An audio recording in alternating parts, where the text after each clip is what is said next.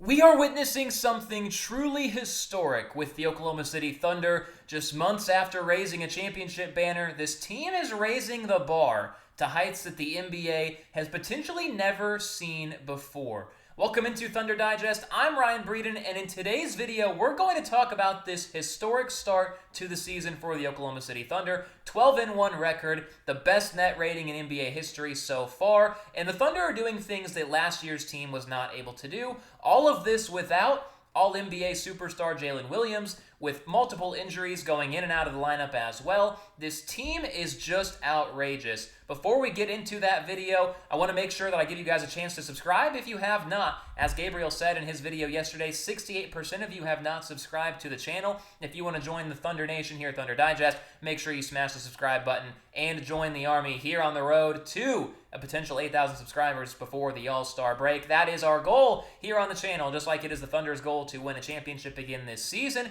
and to possibly be the most impressive team that the NBA has ever seen. So the Thunder just absolutely demolished the Lakers last night. It was not close. You know, the Lakers got out to a decent start, but the Thunder just smothered them really from the mid-first quarter on, 121-92. This was a 40-point game once Shai and the starters came out in the fourth quarter. The Thunder did what they do best, right? You cause chaos defensively, 26 points off turnovers. You attack the other team down low, 48 points in the paint, just driving to the basket, playing complimentary basketball. And that's exactly what the Thunder did last night against the Lakers.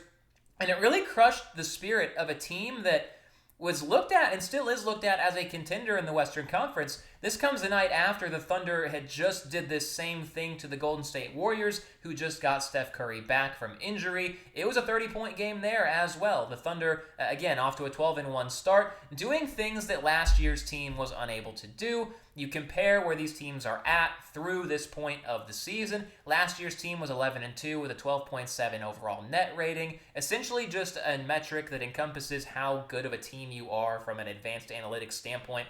This year's Thunder team is nearly 3 points better and obviously has one more win as well. Or one more loss. I guess one more win, one less loss. That one loss this season being just a weird loss up in Portland, but fairs, whatever.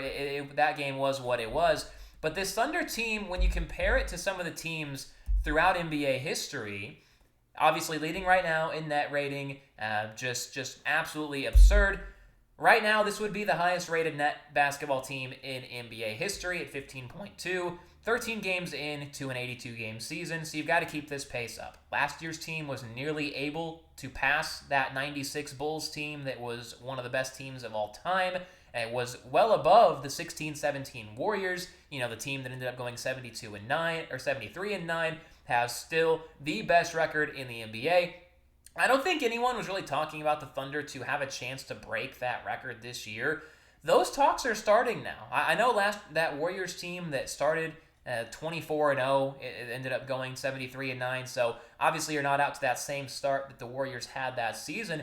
But this Thunder team just might have a chance to beat that record of 73-9. Let me know down below if you agree with that. Do you think this team can, in fact, beat those 73-9 Warriors and have more wins to get the most wins in NBA history? And none of that really matters, aside from just having some more bragging rights. Obviously, all that matters is raising another championship banner up in the Paycom, having it move over to the brand new arena, continuing on with this positive momentum that you have as an organization. But some of the teams that are on this list for highest net rating of all time, right? Obviously, you've got that Bulls team that I mentioned. You've got another Jordan Bulls team in there as well. You've got the Warriors on there. You've got some Celtics teams from the mid-2000s that were very, very good. And so there's some very, very, very high-quality teams on this list. There are several teams on this list that are in the NBA right now. The Thunder, the Nuggets, the Rockets. Those are all three teams that are actively doing this right now. The Thunder at the very top, the Nuggets right down there, the Rockets right down there as well. The Thunder, of course, beating Houston in the first game of the regular season this year in double overtime.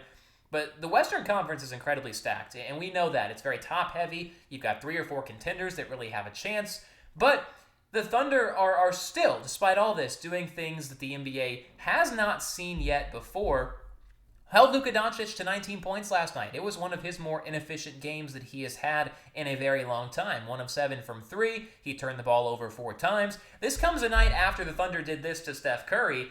this looks like taking candy from a baby. It looks genuinely like varsity versus JV stuff right there, what Chet was able to do to Steph Curry in that game on that block, and what Cason Wallace has been able to do to the last handful of star players that he has defended against. Cason Wallace, he locked up Ja Morant. I'd argue Ja did that to himself, right? I mean, obviously, now I've never seen a player that has become more washed more quickly than Ja Morant, but he's fine in the West. He has the Thunder all figured out, though. Steph Curry, 4 of 13 from the field, 1 of 5 from 3, and a night later, Steph dropped 45 points, and then Luka last night, he really, really struggled as well. So Cason Wallace is really shining defensively. We know that he was a great defender. We know he's probably a more consistent offensive player than Lu Dort is, but I think, honestly, you know, with the conversations that have continued to heat up, with Isaiah Hartenstein, Lu Dort, do you keep one or the other? Cason Wallace looks more and more like a competent replacement of Lu Dort if you were to have to move on. Obviously, you would love a scenario where you could keep all of them, but if you can't, Cason Wallace is a guy that can absolutely help carry the way. And this Thunder defense overall is just insane. This is all individual net ratings where you have a chart right here. You want to be in the top right corner of this chart. If you're in that upper right quadrant, you are an elite defender, and the further you are an incredibly elite defender. Going up, you have opponent field goal percentage. Going left to right, defensive playmaking, which essentially you got to get out your calculator for. It's some sort of philosophical, I don't know. You kind of put steals and blocks and deflections and just basically how active you are on defense. And Ajay Mitchell's off the charts right now. Cason Wallace is off the charts. SGA is having a great defensive season. People think he's not a great defender. He is. If you watch the Thunder play basketball, Shai is a very good defender. And then Chet, obviously, as a Hartenstein, Alex Caruso right down there as well. Lu Dort hasn't really hit his stride yet this year. You actually see him as the lowest rated defender for the Thunder that is actively on this list. But the Thunder genuinely have 6 to 7 players that you would consider potentially all NBA talent. That is something the NBA has absolutely never seen before, and it just continues to go hand in hand with what this team does. It frustrates the hell out of its opponents. You see the Lakers fan base crashing out in real time last night. That was incredibly satisfying. It kind of felt like the Thanos sitting down meme, you know, I can now rest, all is right in the world.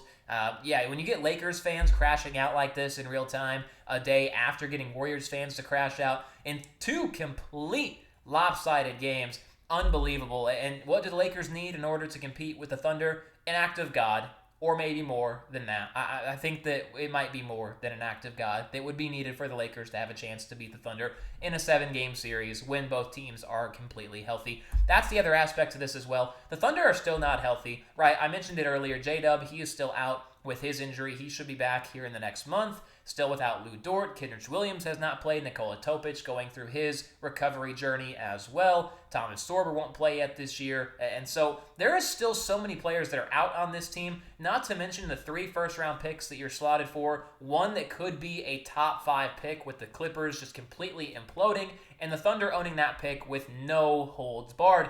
Now, some of the players last night were asked about this win, asked about really just the overall part of this season. Wanted to highlight what Shai had to say. This kind of echoes what he said a few nights ago when he had said, yeah, you know, the motivation for us this year is that we aren't satisfied with the way that we won our championship. We want it to be more dominant. This is what he said last night. You know, he said, if we want to do what we're capable of, we have to be better.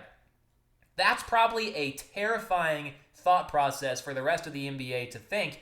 This Thunder team is well-driven, right? This is a self-sustained, self-oiling machine. The motivation comes intrinsically. These players are so in tune with what each other thinks. And Alex Caruso said this last night. He said, I think our second 5 is better than anybody else's second 5 in the league. I think you could probably take it a step further. I think you could say this second 5 is better than quite a few starting 5s in the NBA. It's certainly better than the Brooklyn Nets starting 5, and that's unfortunate because they wasted 5 first-round picks this past season and drafted what looks to be 2 guys that could be decent and 3 players that may end up being busts when it's all said and done. But that's the difference between the Brooklyn Nets and the Oklahoma City Thunder. Now, to kind of wrap this video up, right, I want to go back to this chart that I had again right here of the highest rated net teams in NBA history. The Thunder chasing history this year. That's the whole point of this video, is to talk about it, right? Talk about what this team could be able to do that we have not seen maybe even since Michael Jordan, or the Steph Curry, Kevin Durant Warriors, or maybe even ever. And what all these teams have in common is that they have unbelievable depth. They are tenacious. They have a very clear identity, and they make each other better. And that's what the Thunder do. People that are wondering where the hell this version of Ajay Mitchell came from, the guy that's looking like the best player in his draft class, even though he was a second-round pick, it's because he's in a situation he can succeed, and because he has guys on the floor that make him better. And he does the same thing vice versa. Isaiah Hartenstein's having a career year offensively, and it helps because you have Ajay Mitchell, who's a second ball handler, to help give him more space down low. He's more than just a pick-and-roll guy now. He can get the ball on the floor, he can get some space, he can maneuver, he can facilitate. Hartenstein and Chet are throwing lobs to each other. Shai's putting up 30 pretty much every single night. Even though he's not having to play in the fourth quarter, he's played in less than 50% of the fourth quarters this team has played this year. And this, again, to wrap it all off, is still without your all-NBA star, Jalen Williams. Lu Dort is not healthy, and you have plenty of other players that would be a major part of this rotation that have been in and out of the lineup over the first 3 weeks of the season. So let me know what you guys think down below. Leave a like rating if you have not so far, but comment. Say, hey, do you think that this team has realistic chances to be one of the best, if not the very best teams that the NBA has ever seen? How much does it matter to you, right? Do you want to have that 73-9 record where you can try to get to 74, 75 wins, maybe even more than that? Do you just care about the championship at the end? Obviously, won one. Want to try to win a second one as well. And if you have not subscribed yet, make sure you do so down below. We're going to have tons of new content coming out for you guys each and every single day here on the channel. We'll talk to you guys next time here on Thunder Digest.